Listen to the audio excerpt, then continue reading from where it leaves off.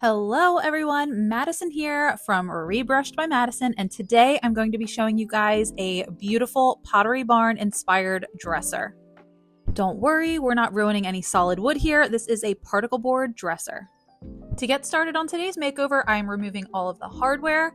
I add that to a little bucket so I don't lose it because I have ADHD and I lose everything. So everything has to have a home or else it gets lost. And sometimes, even if it has a home, it tends to get lost. Anyway, back to cleaning. I did use just a vinegar and water solution that I mixed together, followed by a rinse, and then I got to scuff sanding. I used my Surf Prep sander to scuff everything. Everything. Once I had everything scuff sanded, I went ahead and just wiped it clean and got my Home Rate Super Finish Max sprayer ready to go. I saw Shannon by Black Sheep House, who actually inspired this Pottery Barn look, do this little tape method here. I tried it. I probably didn't do it right. It worked, but not great. So I'll try again next time. While the tape trick didn't work for me 100%, this little step here does with the cords. I wrap them up like this so that if I do step on my extension cord, I don't pull the cords apart, which happens a lot. For today's primer, I use Zinsser 123. I was starting here to add my primer on, and I realized that I didn't tape the inside of my drawers off, so paint could potentially be getting through into the drawers. So I just grabbed some delicate tape and I added it to the insides and closed the drawers back in so that paint wasn't getting inside. If you want to make it easier on yourself, you can take your drawers out and just tape them off and paint them one by one. I'm only working in a one-car garage and I like to save space, so I just left my drawers in. I did 2 coats of primer, sanding in between each coat. To get the tops and the sides of my drawers, I just block it off using a little bit of cardboard, and it works pretty good.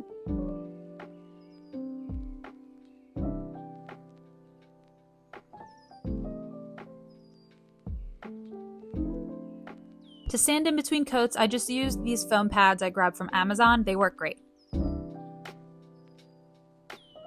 After I had my second coat of primer on and dried, I went in with Sherwin-Williams Antler Velvet in my HVLP spray gun. I will have all of the products I use for this makeover in the description box down below, so make sure to check that out. Just like I did with the primer, I did 2 coats of the Sherwin-Williams Antler Velvet with a light scuff sanding in between to make sure everything was nice and smooth. If you don't have a paint sprayer, that is totally okay. You can use a paintbrush or a roller, whatever you have. You don't have to use a paint sprayer to get this look. 2 coats done. Now you just have to let it dry. Okay, so I have let this piece dry overnight. It is completely dry, good to go. All I have to do now is I'm going to take the drawers out. I'm going to put them out in my driveway so that I have more space. And I'm going to tape off these sections. And here's what I mean by that. So I'm going to be taping off my vertical and my horizontal cross sections here. When I'm doing the glazing, I don't want to get any of the opposite grain on the other side. So I taped off all of my little areas here, and I'm going to work on all my vertical areas first. To get this look, you're going to need the Rust-Oleum Decorative Glaze in Java Brown or any kind of wood glaze. You can even make your own. And a couple of brushes. I use a 4-inch brush, or you can use a deck staining brush, a 1-inch brush, and then a couple little artist brushes just for hard to reach spots. To finish off the look, I use a little blue broom. You can get that on Amazon or the dollar store. Again, I'll have that linked in the description box if you need one.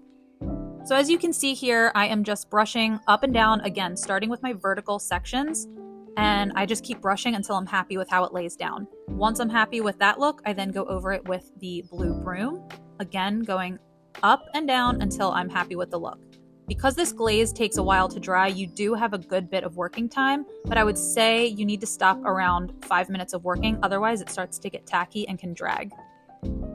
Just take your time and work in small sections. If you don't want to be bothered by doing all types of different grain patterns here, you can absolutely just go horizontal or vertical, whatever style floats your boat. I think that it looks more realistic and more like the original piece if you do it in different wood grain patterns. I just try to imagine which grain pattern would this go in. Would it be vertical or horizontal? And I go with that.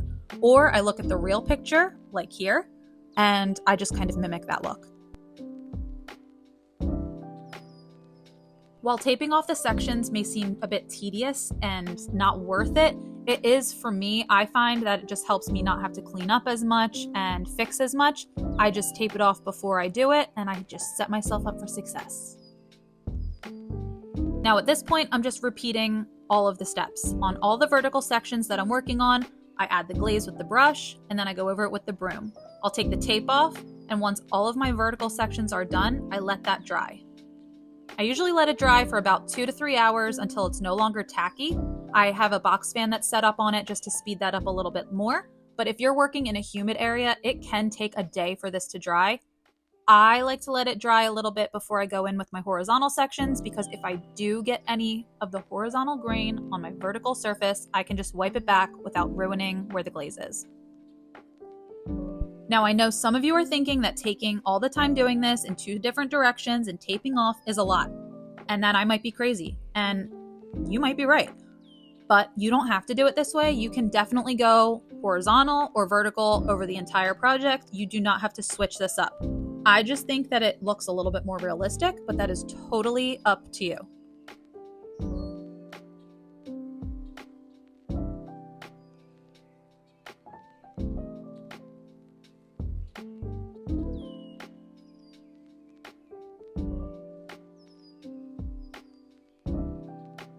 You can see here that I get a little bit of the glaze on the vertical section, but because I let those vertical areas dry for a little bit, I can just wipe it off with my finger and it doesn't smudge the glaze that was put on earlier in the day.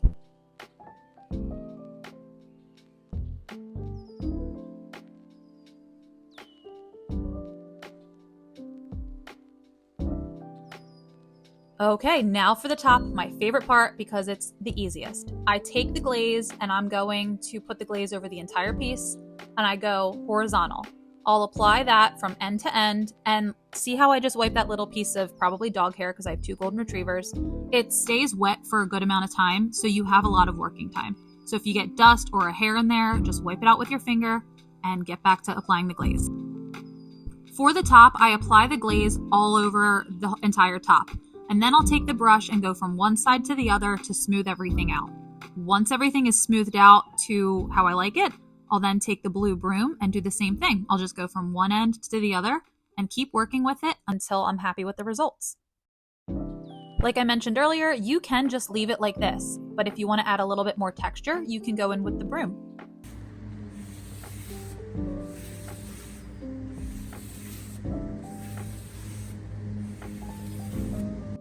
Now this dresser is going to one of my clients who has the matching nightstands I redid for her, as well as the tall 6-drawer chest.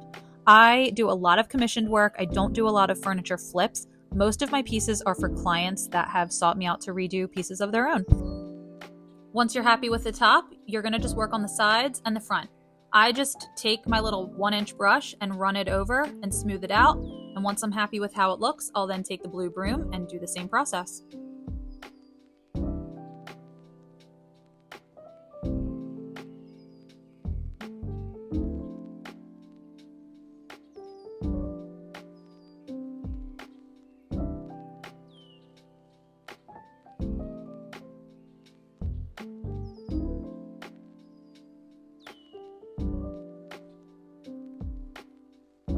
Okay, now it's time to let this dry and work on the drawers. For the drawers, it's basically the same process. It's pretty repetitive, but it is a lot of fun to work with. So I take the glaze, I apply it to the entire front face of the drawer. Once I'm happy with how everything looks and it's nice and even, I then take the blue broom and go over that again. Something to have in your hand is a little bit of paper towel or a rag. You might want to take that and just clean off the blue broom every once in a while because it can get a little buildup on it, so you just want to wipe it off, or you can even rinse it underwater. Now, I've had this question a couple times on how do I get the drawers to match, because sometimes someone will go to do this and then their one drawer is either lighter or darker than the other one. One thing you want to keep in mind is having all of your drawers be the same tone, having the same amount of glaze on them so they all look similar. I would recommend doing 2 drawers at a time so you can keep them next to each other and just kind of make sure that they look the same as the others. But don't be so hard on yourself if one drawer is a little bit different than the other. We're going for a faux wood grain look here, So it's going to look different. Not all wood grain is the same. Not all wood grain is the same color. It's okay if we have a little bit of variation in this end result. All right, now everything's dry and we can go ahead and top coat. My favorite top coat is the Varathane Satin Water-Based Poly. I find that it dries the hardest, it looks the nicest, it's just my go-to. For the hardware, I cleaned it really well, dried it, and used a black matte spray paint because I was not about to go Bondo all those holes and get new hardware. Once the hardware was dry, I put it all back on, and here is the finished product. After all that work, it turned out beautiful. Round of applause, everyone. Round of applause. You're too kind, thank you.